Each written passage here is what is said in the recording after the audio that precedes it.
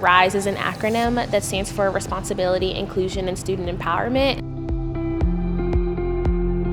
And so those are the goals that kind of drive us to have students who feel responsible to their communities and to their backgrounds and to their homes, whatever that means to them. And then inclusion, of course, with the content and the diversity of students we've been able to bring together. And then that student empowerment is that we are hoping to give them the skills to really be leaders on campus. And so that I keep telling all of them that in 4 years when they're seniors, I expect them to be running this place. And I expect them to be in really, big leadership positions and have really made the most of their time at Rice.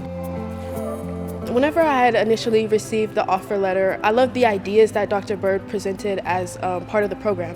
So it was exploring questions around racial inequality, justice, urban life, things like that. And I'm really into things like that. I came in wanting to be a criminal defense lawyer, so I thought this experience would just really enrich that. My father was incarcerated for a majority of my youth, a distinct part actually, about like 7 years. Going through that, seeing the inner workings of the system and how crazy and brutal it can be really drew me to explore my passion for social justice. And I want to be a federal judge, so I know I'm going to see things that I'm not used to seeing, things that might make me uncomfortable. I want to be comfortable with being uncomfortable. So, and it's all for the greater good of everything, like the main goal of fixing, I wouldn't necessarily say fixing everything, but trying to find solutions to our everyday problems. And there are individuals who are doing that now, and I just want to be a part of that. These new students came in with so much background knowledge and vocabulary that I did not come into college with, that I don't think most generations of Rice students came into college with, because they've been exposed to a lot of ideas that are now more accessible because of social media.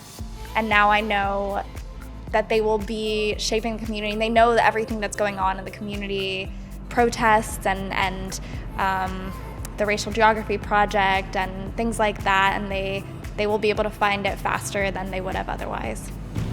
In the words of Salt and Pepper, let's talk about stats. Someone was talking about race, place, and power in Houston, and I'm going to be living in Houston, and not just living at Rice University, but wanting to be a part of Houston as well. So that's what really drew me to it. I could really educate myself on the problems that are happening in the housing market and just the disparities among race, among race, sexuality, gender identity, and ethnicities as well. One of the main things was the fact that it was before school, so I got the fact to, get the introduction, got used to the campus, and I also got to meet some of the professors, which really made me excited because, I was worried about what the coursework was going to be like, how the professors are going to be, but they're really passionate, so that's why I came here. It's really exciting to see that this has come to life, and to be a part of it is also just really exciting.